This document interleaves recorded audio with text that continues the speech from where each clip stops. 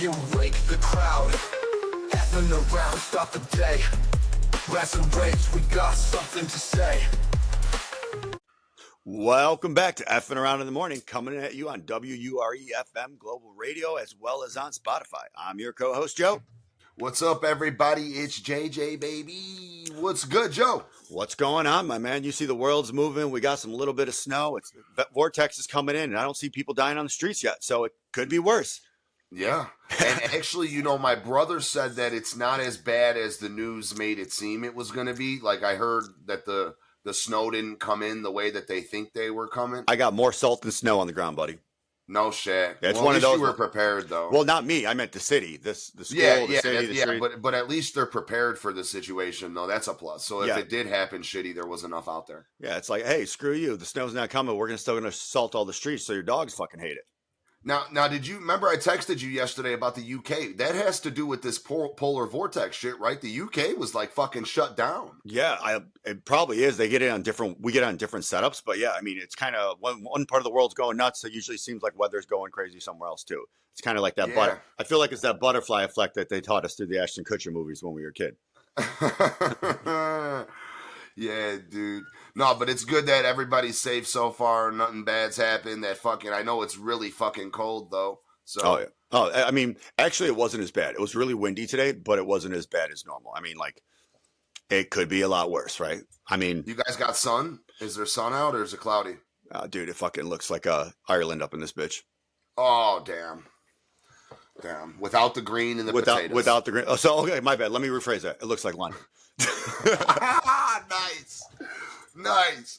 That's not a shot towards the people of London. That's a shot towards the way it looks. The weather. Yeah. The weather. I mean, well, don't forget, if you go to the hills and stuff outside of the cities of England and London, it does have all the greenery and stuff too. But like when I picture England, I don't picture the greenery. I picture London. When I picture Ireland, you picture London. Yeah. It's kind of like when you go to Iceland and Greenland. Iceland's green, Greenland's ice. It's like one of those things you never forget. So yeah, glad everybody's fucking doing good, right? Just got a little quick music update. Just hung up with our boy Stunt, dude. Stunt's doing amazing. Sends his love over to everybody, dude. Perfect. He just dropped the Rollin' remix by Chicken G. Oh, it's nice. a Chicken G song. So everybody go and check that out. He just dropped that on YouTube yesterday, I believe. So let's run that up. Let us know what you think, everybody. I also did a slight post on my page of some of the upcoming stuff we have coming out of Chicago. So that was nice too, right? Everybody go and check that out. Let us know what you think. Get in tune, check it out, be there, listen to the music. Yeah, dude, they're trucking over there, But, today is kind of a fucking, I know we say this a lot, but today's kind of fucking crazy, right? So yesterday we were sitting here literally begging for somebody to give us something to talk about that fat piece of shit, that fat fuck. Oh, wait, no. He's our favorite fat fuck. Okay, my bad. He is our favorite fat fuck, right? And, we were sitting here saying, like, man, it's just this hemp bill, right? Obviously he's pushing it, right? He's pushing it. And then what happens, dude, Joey always has the craziest fucking shit happen to him. It's fucking crazy. So, Joe, tell him a little bit about this message that we got from our buddy Mr. A last night. So we get an anonymous drop last night on our little information portal on our website. As we said before, I posted online, you want to drop something anonymous, put it on there. They dropped it out to us. Mr. A dropped it to us, whoever he, she, whatever it is. And email address, I can even give it to you, 123@123.com. Let's be very honest. Yeah, how the fuck do you do that? Because it's just an anonymous drop. Means they just put in numbers, right? So that's what it is. So we can't get back to who it is or what it is, and basically telling us. I mean, I think it was just we thought they'd find this interesting, or what was the exact wording? What did they say? Do you remember? Let me check right now. Yeah, because let me pull it up as well, because I don't want to misinterpret exactly what was said. Right? Oh, here it is. I thought you would enjoy this. Yeah, I just got it too. Yep. Thought you would enjoy this. And when you tell us, I thought you'd enjoy this, it usually means we're going to enjoy it. And basically, let's be very honest, what it was the hemp bill. I mean, the same one everybody else sees, but it's the hemp bill. But it was interesting. And it kind of called attention to things that, I don't know how to say it, shouldn't have been called attention to in showing the downfalls of that bill. James, you want to, Yeah. before I dig deeper in, So what you see is wait, let's right, do two perspectives. Let's do your perspective is outside the industry, and my perspective is inside the industry. Oh, of course, yeah, of okay. course, yeah. So what you see with this situation, right? So for most people that obviously know, the bills are always public knowledge, to my understanding, right, Joe? So you can always get access to these things, right? But what's interesting about this is whoever, let's call it, reviewed this, right? They had some very interesting points put in, right? So they cliff note the fuck out of this document. I'm telling you right now, and the cliff notes are very solid. I mean, we could just go. We went through this really briefly last night, me and Joe, right? We went through it really briefly because we were low key going to set up a quick emergency episode, right? But it came in kind of late. We didn't want to fucking just talk about shit we didn't know, so we both took the night to study it, right?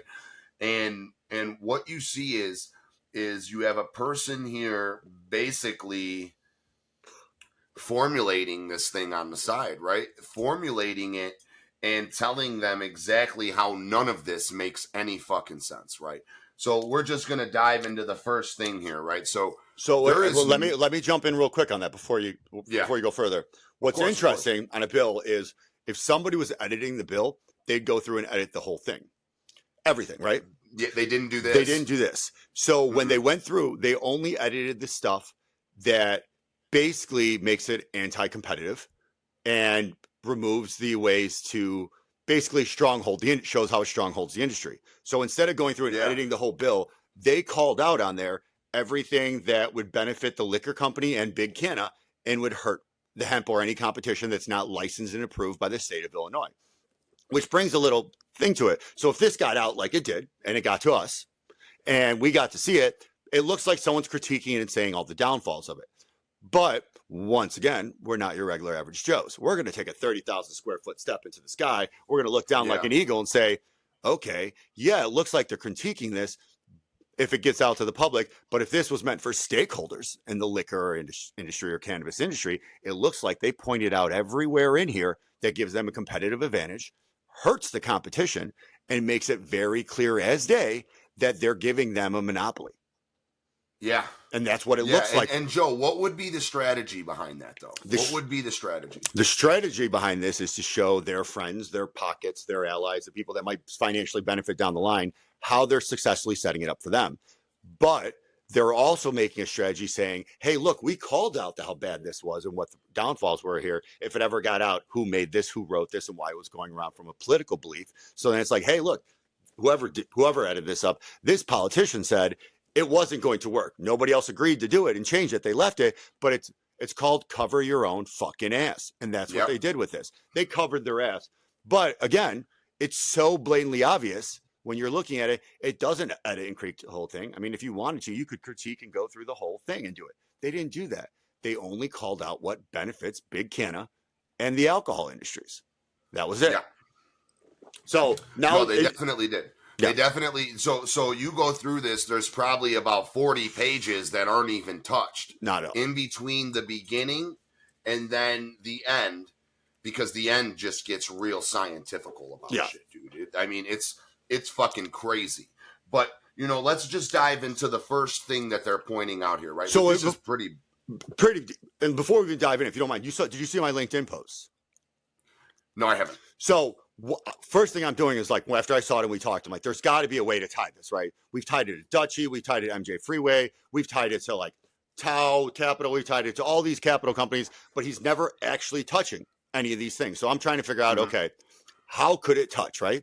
And how would it actually work? Because to get the money back, because he's got these auxiliary industries, like Dutchie's not going to benefit that much from this, right? His payment processing not going to benefit that much. None of that's fully going to benefit from this. So how is he going to benefit? I'm looking at the liquor companies. Yeah, his company just got a bourbon company out of Kentucky they bought, right? Or Tennessee, wherever it is. They got a bourbon, but that doesn't benefit. So then a story popped in my head because, we love to sidetrack. When I first started in sales when I was younger, I was getting a story from one of my first bosses. He used to have a milk delivery driver route right out of college, right?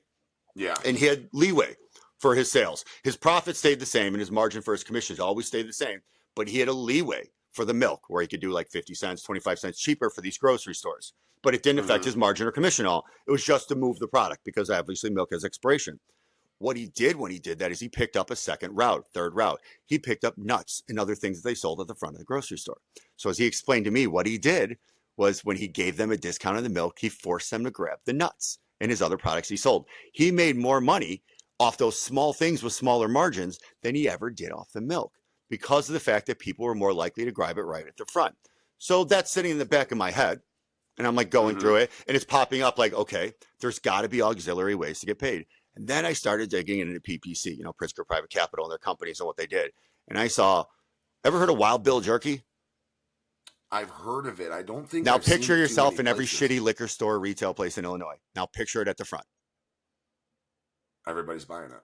Right. It's owned by him, by his company. All those little, not the main jerkies that we know, but all those little nut companies, those jerky companies, most of those things that you see in liquor stores are owned by him. In his company, yeah. Which is why I dealt to, what was that food company we were talking about this morning? Remember? Monogram. That's why I found Monogram, because it's owned and produced by Monogram. Those beef jerky, those stuff. Then he has a sugar food corporation that makes sweeteners and artificial sweeteners for drinks and products. Then he has a chemical company that's chemical cleaning. Then they also have a 3PL that moves liquor and distribution that doesn't tell you the clients. So we may not see a direct touch, but there's a million ways. And he also has insurance companies, employment placement. There's a million ways for the money to come back through auxiliary subsidiary networks. But that's what I wanted to say. Just because we're not seeing the actual touch doesn't mean there's not a way to funnel the money back to him. It's way too many obvious connections. As that doctor said the other day on my LinkedIn, there's too many coincidences for this to be a coincidence anymore. A coincidence is when your neighbor and you like the same potato chips. A coincidence is not when they're in industries that benefit off the growth of each other. Consistently. Yes. Yeah. But then it brought me to my next point. Monogram Foods. You saw that back in October 2023. Yeah, dude, yeah. They got fined by the Department of Labor for letting kids work in hazardous environments. Underage kids working in hazardous environments. I got fined $140,000 by the Department of Labor. I publicly posted it, but for hazard children. So now you're telling me that a guy who I asked my mom about it. I've asked a couple other people. Did you even know that Pritzker was involved with a company that was employing kids in hazardous conditions with hazardous machinery? My dad had no idea, and my dad's worked with Monogram. Right. So that tells you how bad that was buried and how bad that was put down. But it brings you up to a good point. Obviously, nobody knows how to better protect kids than a guy that knows how to hurt them. Ooh. But with that being said, let's see how he's protecting kids and not hurting the industry, right? Yeah, he's definitely not, for one. Okay, so yeah, he's definitely fucking not. Sorry for the side story, but that No, absolutely. That's a perfect it explains stage. This now. But now it explains this because, like we said, we have decided that we are not going to release this document just yet. We talked about it. We had a good discussion about it. Joey definitely showed me and told me why we will not be doing it, because if it was up to me, he'd be screen sharing it right now. 100%. It was up to me, I probably would too, but there's that little voice in the back of my head saying... It makes sense. Yeah, so it's understandable, but what we will do is break the document down and just know that eventually it's going to be released. Yes. Right? Somebody's going to release it because we're not the only... Because think about it, we're not big players. We're not big social media people. There are people a lot bigger than us. The difference is we read it when we get it. So I'm guaranteeing you other activist groups, other people have this, and they were all given it. Just we want to talk about it. Well, Joe, what we see is not to get sidetracked on this a little bit, but a lot of people are scared, right? Now, I'm not saying that we're just some big tough guys, right? But I could tell you right now, I mean this. I don't give a fuck what that fat fuck says or does. I really don't. I haven't believed in him since I was in prison and I seen what was going on, right? Right. I have not believed, and this is right before COVID, all this shit, dude. I understand that things went, but dude has not ever done anything besides shady shit for the state, right? Right. So, I mean, you're not a kid. He can't hurt you. Yeah, right. But I got a young face though. I got a young face. But no, I mean, so let's get to the document slightly here, right? First thing that we see here is that they're having a problem with how much they mention this intoxicating effect, right? So you constantly see this word come up in the bill, right? If this causes an intoxicating effect, bam, it's out. If this causes an intoxicating effect, bam, it's out, right? But they've never clearly defined in the document what an intoxicating effect is. So, Joe, what would you, being in the marijuana industry and having been around these types of tests, right? Because obviously everybody knows Joey did have, a stint with Fuck Sticks over there, New Era Cannabis. And he does know. Wait, no, we discussed they don't get publicity from us much. It's cannabis. Sorry, cannabis. Apologize. Retract my old statement. Put that new one out there. And then, so Joey had not to say Joey knows it all though, but if you guys pay attention to how Joseph does things, right? He really dives in. So Joey does know the ins and outs of these processes. So what does an intoxicating effect need to consist of, and how do you define that, Joe? So that's the beauty of this, and that's what this points out. It's basically saying it's not defined. So it's giving them an open loophole to redefine it later. Basically what's saying is, remember when they did the whole alcohol test when we were a kid and all that, and they said driving under the influence is still driving drunk, right? Yes. Mm-hmm. Basically, intoxicating doesn't say high. It's let's put it to alcohol, which everybody in the world understands. You're not high. You're under the influence. So intoxicating effects means you've just felt anything. Anything Because at all. Because it's not saying intoxicated. It's saying an intoxicating effect, which means at any point that very broad. Very broad. So it's like, hey, if you have a sip of alcohol, are you currently under the influence? Have you had an intoxicating effect from that one sip? Depends on the person, right? So it depends on how they do this study and how the research is done. But technically speaking, it does have an intoxicating chemical effect on your system after you start imbibing it, right? Yeah. Mm-hmm. So maybe after one puff, you're intoxicated. You've been intoxicated. You may not be high. You may not feel it. But technically, from a chemical standpoint, you have an intoxicating effect where they can say your mind is going to be slightly judged or altered. Now, so when you look at an alcohol bill, though, right? When you look at a bill that has to do with alcohol, which I don't know much about, right? I'm just saying. I don't know much. Look at a bill, but I bet you it's clearly defined, though. It is because of the industry and how it is. Yes. Mm-hmm. I bet you it's clearly defined. So then, why can't they clearly define it here? Well, because of the fact that they're not trying to make it look like that they're getting rid of everybody. So the point of this was to make it look like they're still keeping it open market for competition, but they're leaving the loophole open for the fact that they can come back later and reclose it or do it. And it gives the power of the money of the people who get it done the ability to close that loophole. So they're basically saying intoxicating effect now, not a certain amount or milligram, because of the fact, what if they find another loophole with hemp? What if the hemp players who are being using their intelligence and their ability to work around. I mean, look at the Delta 8, look at all these other compounds, THCA, that they've been putting together to make money, survive, thrive, and make a fortune that they're closing. What if they find another way? So they're not just saying the chemical process anymore, right? They're talking about effects. Anything that they find a way to derive from that plant to have an intoxicating effect on you. Which the intoxicating effect is very broad. Correct. Very, very, very generalized. I mean, definition. I mean, I was a Camel smoker for 20 years. You know that, old Newports and then Camel. Mm-hmm. Like I love I ended with as a crush guy. You know that. But I mean, after you hadn't had a cigarette in a long time, you take that first hit. It's an intoxicating effect.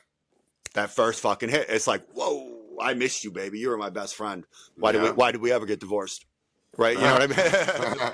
It's like when I walk out of jail, man. Every time I walk out of jail, I have a cigarette. It's like, or I did walk out of jail. I take that back. I don't go to jail no more. But yeah, very, very, very, very broad statement. Think about it in the morning, right? When you wake up, if you have a blunt or a joint or whatever you do, sometimes when you wake up with your coffee, right? Does that first hit differently than that first hit on a blunt later in the day? Of course. Wake and bake, dude. Exactly. Wake and bake. Exactly. And that's what I'm getting at. Everything can have an intoxicating effect. It's in the eye of the beholder. It's giving the opportunity to the people who write the bills and the laws to define that later. And they're and for everybody listening, right, we're going to show you what happens when all these things come into play. So I'm not going to mention it just yet, but you'll come to see how this all circles back to Big Canna by the end of this show, right? So now we're going to get into a little bit of what they're considering, the percentages, I guess you could say. What percentages and what types of stuff can be in there. So in the bill, it says hemp consumer CBD product means product offered for sale or distribution that it contains naturally occurring hemp psychocannabinoids, right? No manufactured CBD products will meet the requirements to be categorized as hemp consumer CBD products. Why will no? Why will none, Joe? Because anything you manufacture or do then can now be considered non-natural, because they want to basically, so don't forget, they're taking the plant and making all these things with it, right? And making it that so benefit. That's what they're saying, right? They're talking about the gummies, the concentrates, the anything else. So the minute it comes off a plant and you turn it into something else in that product line, that's what they're saying right there. They're removing the ability to create something that does an intoxicating effect. Oh, yeah, and just wait now. So now just wait and see where this all goes, because this all comes back to play, and it's going to make these people, heads going to fucking spin, right? So now, it can contain a concentration, I can't pronounce this word, it's tetrahydrocannabinol, something THC. Like that. Okay, okay, my bad. But it's not THC though. You know what I'm saying? But that's it says the real fucking word, dude. Right. Come on, guys, write these bills for people like me. Use the fucking abbreviations, pricks. Okay, make me look bad. Fucking no concentration greater than. Guess it, Joe. I want you to give me a guess. It's going to be 0.3, like the hemp bill. Okay. So this is coming from the hemp bill, right? Yep. Now, basically, what the Cliff Notes say is that you're dealing in an impossibility. Right? You cannot create a product that stays under 0.3 derived from hemp. And if you do, it's basically nothing. So why are we selling it? Which is what they're saying. It's a waste of time and money for them because they're not going to get anything. Which is funny, though. Remember when we did the interview and we talked about those products out of Illinois where people were selling weed products with all THCA and no Delta-9? Just curious. Yep. Interesting, right? Yeah, and that was actually something that me and you used to talk about on a personal level. Remember that? Remember when I was in Chicago for 3 months and we were laughing at that product? Send you my labels, and you would send me labels that you seen, and you were like, "Dude, look at this." It does not add up. It doesn't, but now it does because of this bill, though. Right? It kind of shows you exactly what they've been laying the land for the past couple years. Because I could tell you right now, remember, we went back and we showed each other labels from shit before, right? And how much has changed. Before, and how much has changed. And you were like, dude, go find these. He's like, remember, you were like, I got these pictures. I'm fucking looking for them. They're from like fucking 3 years ago. Let me send you these labels, right?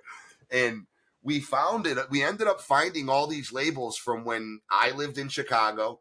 And we would go to the fucking dispos, and I always took pictures of shit, dude. So you find all these labels, and you see how Big Canna has been laying the land for this bill and getting ready for this. So now it even looks like more like a even longer planned thing, right? Oh, and when we get further, I'll get into the stories to talk about how it is even further. Oh, God, dude. Yeah, and I'm telling you right now, ladies and gentlemen, this bill is 100 pages long. And there's cliff notes on a lot of pages. This isn't going to be a one episode thing. Oh, we're going to keep going. Definitely. And whoever hears this, get in tune. Let's talk about it. Let's break this. Hit up your down politician. Together. Hit up your lobbyist. Get them to stop it. If you believe in the free market, if you don't believe in monopolies, if you don't believe in padding politicians' pockets, stop it. Reach out. Call. Make noise. If you don't know what to do to start that process, right? Reach out to Canna Equity Illinois, right? Tell them that Joe and James from F'nAround in the morning mentioned them, and go over there, and they will direct you on how to do what you need to do to stop this bill. Yeah, because it's all about making noise. I agree. I hope that they're okay with me putting them out there like that. But I would also tell you to reach out to the Illinois Hemp Association as well. There you go. Yep. Yeah, reach out to the people this affects, and that this support hurts. Your local weed man. Another great resource, right? And they run a great shop. So you go to Prohibition Cafe, right? See if you can get in tune and ask them, like, listen, what can I do? They will sit there with you, and they will break this down to you and tell you how to help the cause. They will do it. I'm telling you, I've seen them do it. And make sure that you guys who believe, because you know what's crazy, we mentioned Highland Park, right? Guess who else knew about it? Tink. Oh, Tink was like, hey, did you and Joe by any chance hear about Oak Park bagging a hemp bill? I was like, you mean Highland? She was like, yeah, Highland Park. I was like, yeah, Joe mentioned it. Yeah, I was like, Joe mentioned it today, dude. Yeah. So not only I can let me give you a list real quick while you're saying that, because it was actually in the Sun Times this morning. Here's the list of the people that are supporting this bill: Village of Roselle Mayor David Pileski, Village of Manuka. Roselle? Yep, Roselle. Village of Manuka Mayor. Manuka, my bad. Village of Elburn Mayor. City of Aurora Mayor. Oh, I know a lot of people who funded City of Aurora Mayor when he was running for governor, but what do I know? You got his name? Richard Irvin. Richard Irvin, everybody. Check him out. Yeah, I know a lot of people who try to back him for governor. Village of Sleepy Hollow president. Village of Genoa mayor. Buffalo Grove Village president. Waukegan mayor. And, of course, you know the mayor of Chicago. And the person who's putting them all together, obviously, Mayor Nancy Rotter in Highland Park. Together, we urge members of the Illinois House to pass HB4293 during the upcoming lame duck legislative session. So now check this out, too. You know what else? Now you said Waukegan, right? You mentioned Waukegan, right? Yep. Guess what just closed in Waukegan? Hemp shop. Dispensary? Oh, Spark. Remember I sent you Spark? Yeah. So just closed in Waukegan. So that is an internal issue from when I found out supposedly they're using a management company to do it, and the ownership's having an issue with the management company. Okay. So, but what's probably going to end up happening is probably going to change hands, sold, or it was in one ownership. It's going to go into another ownership, and eventually it's going to be in some, satellite company that's owned by one of the big cannabis companies because they can't hit their 10 limit. Because if you go and look, I mean, most people are smart enough to put it under people, and they have people they trust. If you're a company like someone, hey, maybe I know, and no one trusts you anymore because of how many lawsuits you have going on and all your stuff is public, then you just keep putting it under your own name. If you start looking up LLCs, they have more than 10. They have more than 10 altogether, and they're just putting it under different names and no one's watching. But we'll get to eventually, either today, probably not, but later this week, why Governor Pritzker is letting them do it. Because reading this, James and I found out why he's allowing them to do all this and get away with it. Oh. Because now it just ties in. I mean, it makes sense why they were allowed to attack him. There's actual evidence out there that's come out that's public record of them setting up attack ads on Pritzker to remove him from office with the play they did with Juan Finch to stop all minorities from being in the industry. Yet then he doesn't care that they're doing things that aren't approved by his rules and regulations. Ooh. But hey, we have better stuff. Question: how's Mr. Finch doing, dude? Stressed as always. Stressed as always. Dealing with a lot of family issues. Man, this whole thing dragging out. It's been horrible for him. It's kind of hard.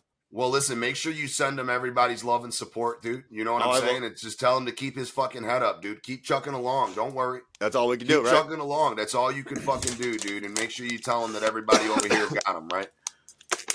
And everybody, we're trying to get Juan on the show. I know Joey's really trying. But with that being said, he has a lot of stuff going on right now. And I can't imagine that the way cannabis and everything, that can't be helping. So, we just have some understanding for our boy, dude. But just so everybody knows, he's definitely fully in tune with everything. I think Joey keeps him pretty good up to date on a lot of stuff that we talk about and stuff like that. And he's definitely really excited about getting involved. We just need to make sure that it's right for him. Exactly. And it works on his schedule. I mean, he's in schooling programs. He's got other stuff too. You know how it is for a vet. Yeah, 100%. Yeah, 100%. So, yeah, make sure you send our love over to him and let him know that we're going to keep fighting for him, man. Yep. We're going to keep fighting for him, and we're going to dissect the fuck out of this bill and get as many people behind this as we can. Because you know what? And we really don't have much time to do this, right? Because doesn't this bill get voted on, I believe, this week? Yeah, I believe they're trying to push it for this week, because it's a lame duck session. They're trying to slide it through. Man, I'm telling you people, this is big. This is big for and listen, we don't have any stake in the hemp industry. None. Just so everybody knows, we don't even have a hemp sponsor. No. So we are actually just two people that, I mean, I've never been in it. Joey's been in the industry.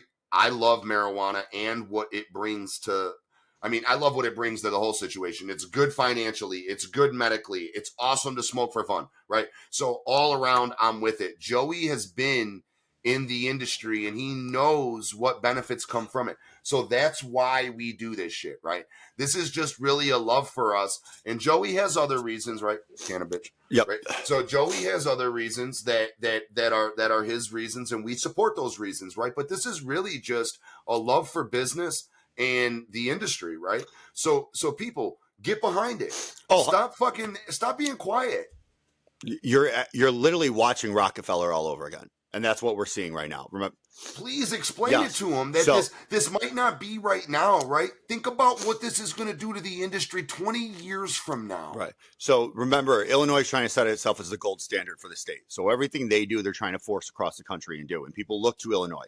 It's not only one of the biggest players in cannabis, but it's where a lot of the capital makes sense and happens. It's why the capital conferences occur in Illinois and in Chicago, and why a lot of it happens here, because the money comes here, everything's set up here. It's been a precipice of what's occurring, and some of the largest MSOs are based out of Illinois, and we're birthed here. So it's created this kind of epicenter, or let's say our Mesopotamia for cannabis.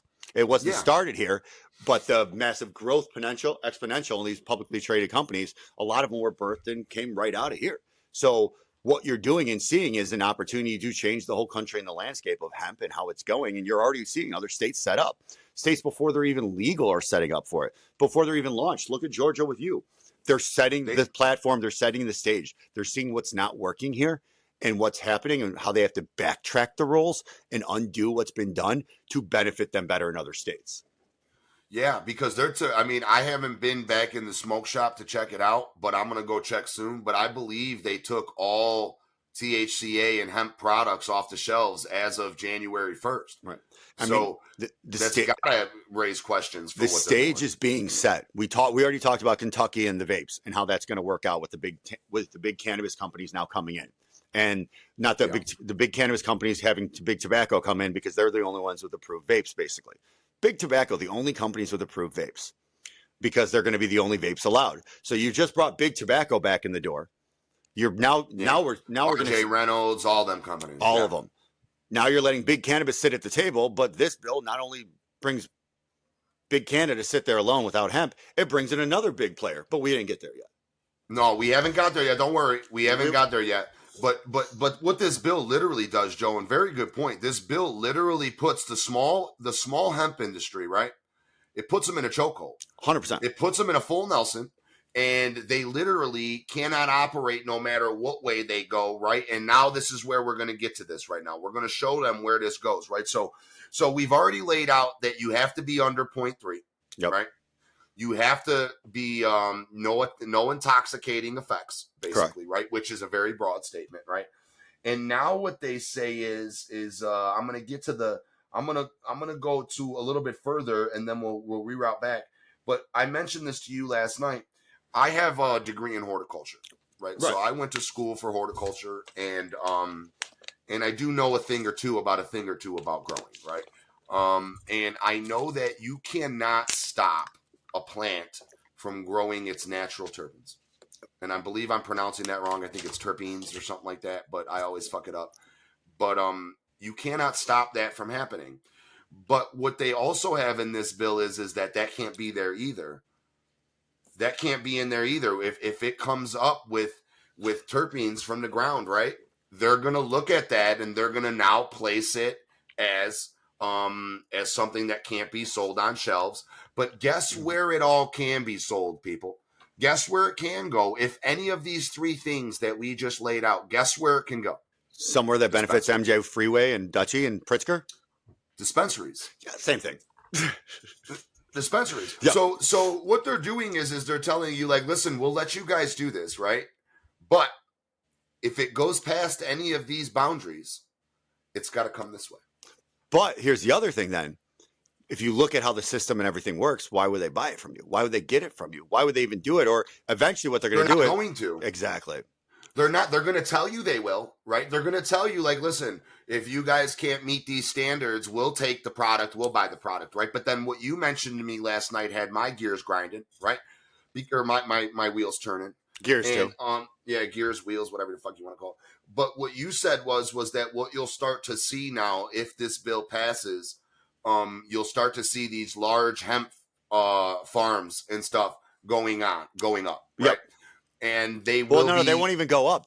They're going to acquire the ones for pennies on the dollar from the people who built it out and built the infrastructure here. so and who's going to be behind those, Joe? Big Canna. Fat fuck? Yeah. Yeah. Same thing. One of many. Yeah. One of many. One of many. One of many. Because mind you, you guys, we talk about Illinois a lot, right? We do, and I get that, but this is a problem across the country. If you go on Joe's LinkedIn posts and you check him out, I mean, he's a little bit more active on LinkedIn than I am. But if you go check out a lot of the people that Joey engages with, you'll see that there's tons of these people that are trying to advocate for the same stuff, same type of stuff, let's say. Same type of stuff in different states, right? But what Joey even sees, and he says it all the time to them, stop being quiet. Yep. You're talking about how we don't need to be quiet no more, but at the same time, you're being quiet. Be loud. It's probably going to hurt your pockets. Trust and believe. I can't tell you how much Joey has probably lost, or not lost. I shouldn't say lost. I should say Joey has had to turn his eye to quite a few business opportunities because of where they trace back to and what's coming from it and who's involved. You can't be worried about your pockets. Yeah. You're just like them then. Exactly. You're just like them. Now, I get it. Businesses got to run, right? But we have proven with 312 All and everything that's come from it that we don't, just speaking to the music industry slightly, we don't need the big music people, right? We're still going to go. We're still going to record. We're still going to get our music videos done, and our music's still going to be amazing and get out there, and we're going to do what the fuck we can, right? Right. We've proven that. When it comes to what you guys are doing on your side, right? We don't need Verano to come sponsor you, right? We don't need Zen Leaf to jump on board. We don't need none of that shit, dude. We go to guys like Sam and Ty, Canna Equity, right?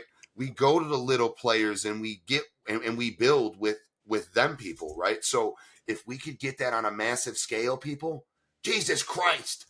I mean, because look at it. You're sitting there talking about the fact that they're going to shut down these farms and they're going to do it. And these big players are going to come and buy it. They're going to slap their brand on and their label, just like every other industry in the past. It might be a different name too, right? Like you said, you've proven that, Joe. They might go make some bullshit name. Every other industry has seen the same thing happen. They squeeze out the competition, then they take out the infrastructure and pick it up and use it themselves. But you saw this coming. Some of the players already have whole hemp divisions and lines without farms and building it up. They were already setting the lands. They're setting the stage. Yeah, they're setting the stage, baby. And that's what I'm starting to see it now, because these are things that like Joey has built with me on over time. Like, hey, listen, just keep an eye on this. You might see this down the road. Right. And then hey, keep an eye on this. You might see this. And then this gets dropped in our lap and someone else literally writes out everything I've been screaming about. And we don't know, once again, we don't know who, I don't even know who did the Cliff Notes. No. Whoever Mr. A is, we appreciate you. But I don't think Mr. A is the one that did the Cliff Notes. I don't know who did the Cliff Notes. It has to be somebody who actually was part of writing the bill, in my opinion. I don't know for sure. But for them to know how in-depth this is, that means it was written around these rules, in my opinion. Yeah. And then here's another good one. So in the bill, if you go to page 4 for everybody that wants to pull up the bill and follow along when they're listening, right? Page 4, line 3, hemp-derived intoxicating product means a beverage, food oil, ointment, tincture, topical formulation. Tincture? Sorry about that. Tincture, topical formulation, or other product intended for human or animal consumption that is derived from hemp extract and does not contain more than 5 milligrams per serving or 10 milligrams per package of Delta-9 THC derived from any naturally occurring cannabinoids found in hemp that may be only offered for sale at a dispensing organization under the Cannabis Regulation Act. Yeah. Basically, it's undoing the stuff. Did you notice how it said tincture, oil, ointment, topical? That means anything. Like, so when you go to this, and they didn't even leave animals out, Joe. Yeah. Animals too. Yeah. Pet food, everything. Like when you go to the store and you see all those hemp brands, those big brands in the stores, that's that as well. They got that stuff everywhere. They got hemp shampoo. They got hemp fucking body wash. They got hemp bars of soap. They've got all this stuff that you're able to buy, right? Yes. on Amazon. You can go to Amazon, everybody, right now, and you can get it all.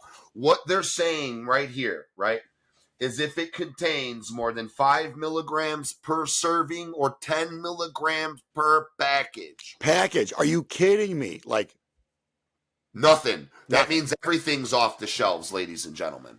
That means everything's off the shelves. But guess where you can go get it? A dispo. Yep. You'll be able to walk into fucking Zenleaf, fucking whatever the fuck you want to go, any one of them fucking dispensaries, and you'll be able to buy a bar of soap from now on. So I think we were mentioning this slightly. I don't know if it was on camera or off camera, right? But what was that? Was this on camera when you mentioned the nuts in Pritzker? Yeah, that was at the beginning of this one. Okay, so we were recording when we did that, right? So now think about what you would do at a dispo. Sorry, I get really baked before this, ladies and gentlemen. Sign above. Sign above. So what we were saying is that now look at this now. So now if Jeff Bezos and Amazon can't sell hemp shampoo no more, right? It's going to be at the front of the fucking dispo. Right. I mean, and it's funny because I saw this build out before in Buchanan, Michigan. I think it was called Canavista. They built a front part of their dispensary where they sold just hemp and CBD products while you're waiting to go in and get the weed. But the problem with this thing, so you could double dip it. But now it's the thing of now with all these new dispensaries, now it's all inside and it's all part of it. But here's the beauty of it, and this is where it's going to get very interesting. I bet it's also a loophole because don't forget you could still buy hemp and CBD with a card.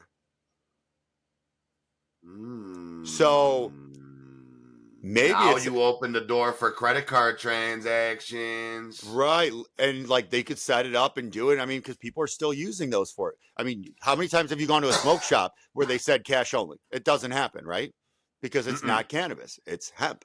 So that means you're putting in a system where you could do some stuff on cash and some stuff on card, which means you're double the credit cards will be able to be used at some locations because they'll start deriving hemp products in there and putting stuff like that in there. Yep. And they'll be able to accept credit card payment, which lays the land for opening the door to accept credit card payment for cannabis. Exactly. Jesus Christ, man.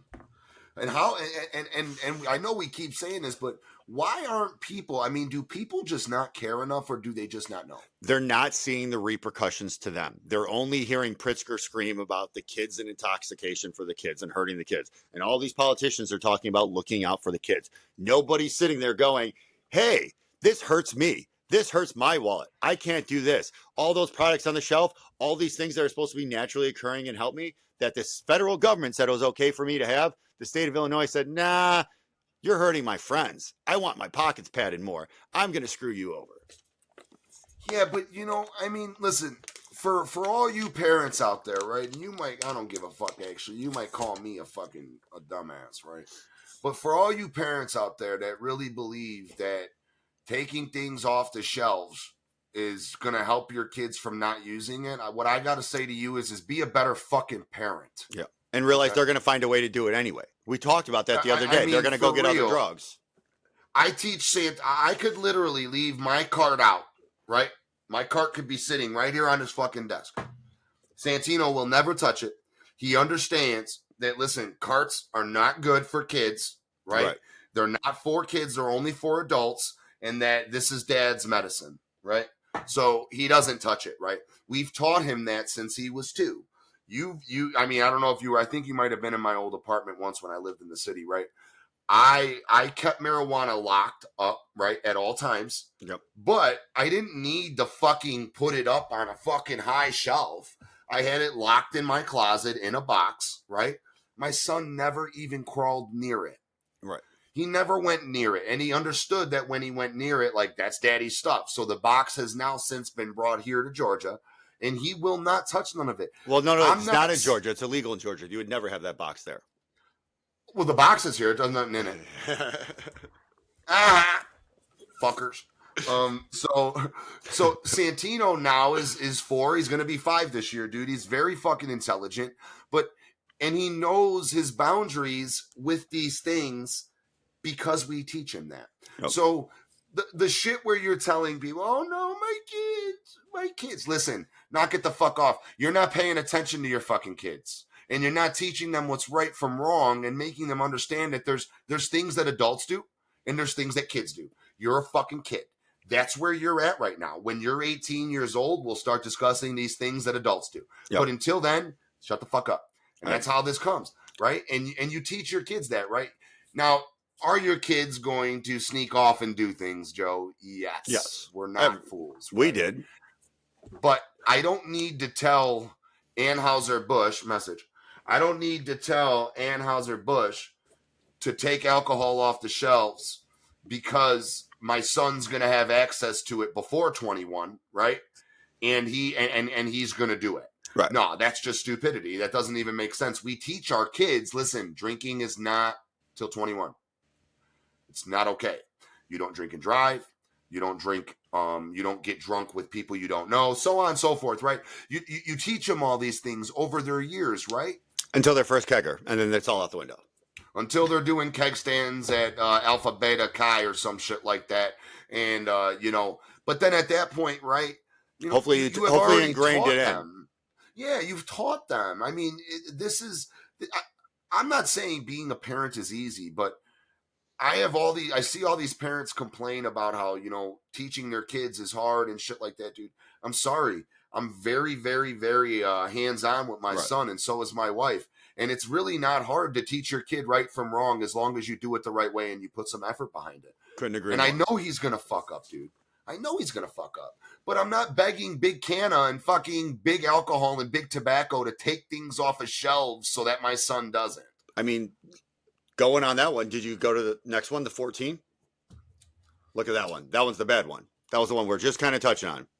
Oh, yeah, we were about to get there, right? So we'll read from the bill first, then we'll go to Cliff Note like we've been doing, right? So synthetic cannabinoid means cannabinoid-like compound that was produced using chemical synthesis, chemical modification, or chemical conversion, including in vitro biosynthesis or other bioconversions of such a method. Synthetic cannabinoid includes cannabinoids converted from one chemical structure to another, such as THC, produced by the conversion of cannabinoid. That's a weird one. Cannabinoid. Why does it end with an L? That's fucking weird. These scientists, dude, I don't know how the fuck they pronounce this shit on a consistent basis, you silly fuck. That's why we sum it all up in little words. Yeah, this is a word I'm not even going to try to say again. Yep. But, so now this is the definition rule. Now, this is the Cliff Note. Sum it up. Don't read it. Yeah. Well, here, you build on it. This is long, and for me to sum it up, I'm going to have to read a little bit of this. Basically what we were just saying.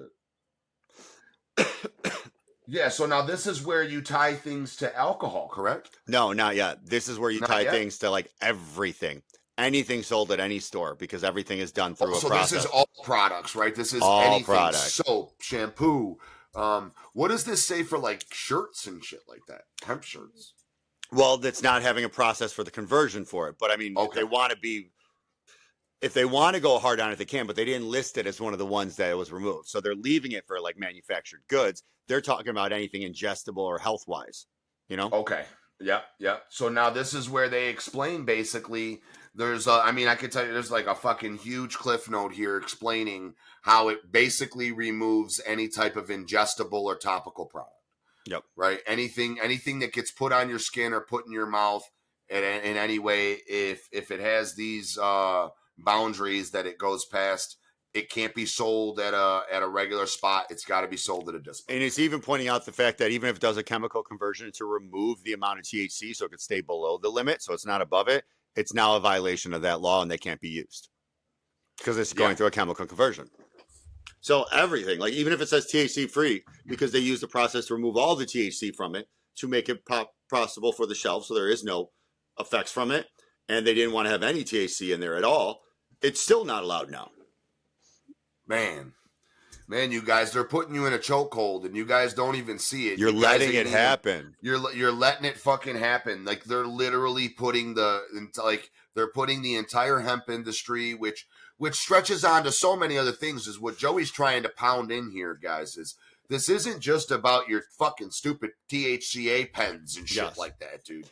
You guys are not seeing what this is going to do to many industries that are starting to see the great properties of hemp. That's what it is, dude. Right. It's redefining it. And like when we get into it and we keep going, go to the next one, for example, it redefines it as anything that contains any THC, anything at all, is now considered THC, which would mean it can only be sold at a dispensary. Any product in the state that has THC. Man, dude. So choke whole fucking city. The deeper you go, the worse it gets. Yeah, and then, let's dive. Joe, tell them a little bit about the alcohol connection. Well, we only got about like 4 minutes left, so I think we could just spend all the next one on alcohol. Okay, we'll do that then. Yeah, that's a great idea. Yeah. And who knows, dude? We are currently waiting to find out if somebody is willing to come on here and talk about this a little bit. I know I'm not going to mention them just yet. Yep. But if they let us know, we will do an emergency episode. Me and run Joe it. don't mind. Yeah, we will do an emergency episode and run it. But even without getting into the alcohol, just on what we said, just think about that, for example.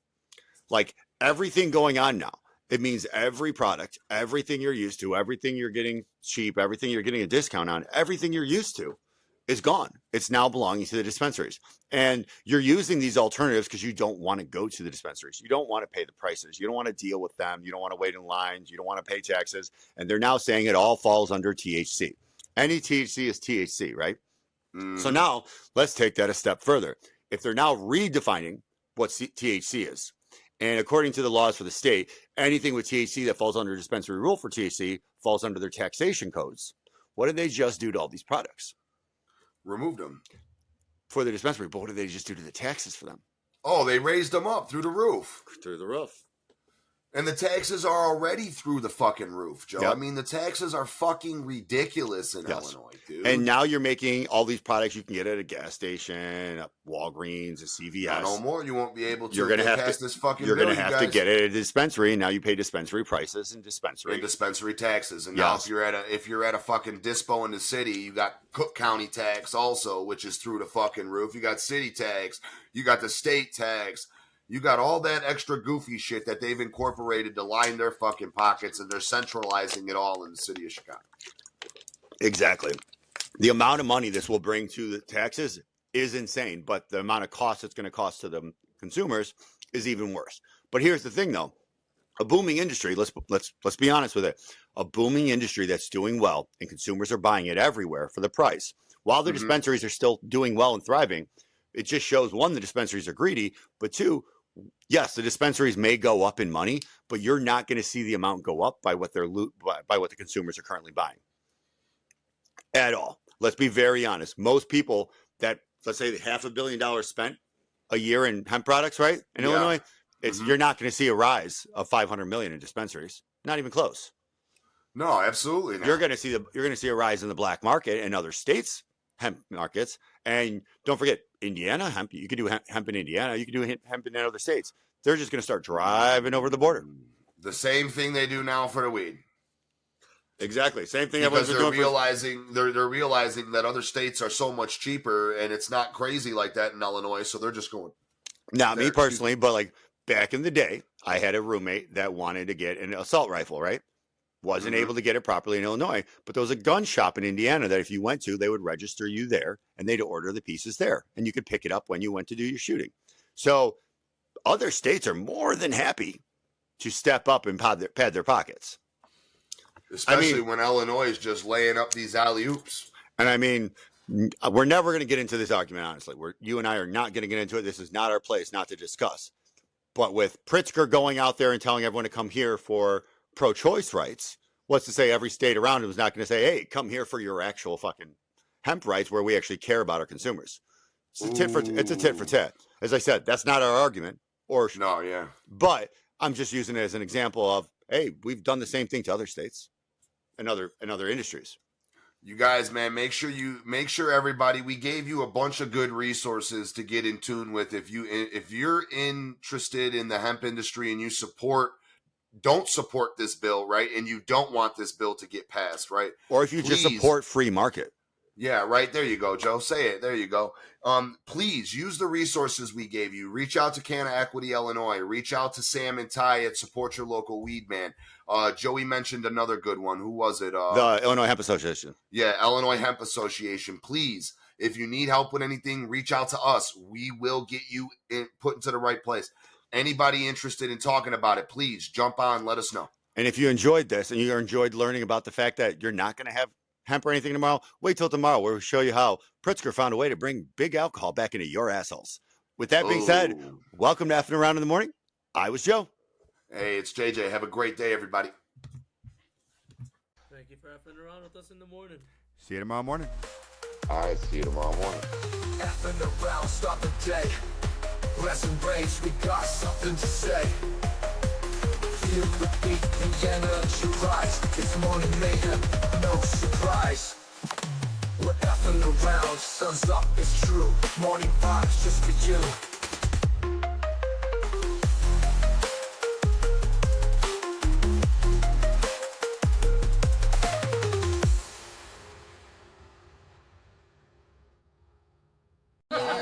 Sounds good.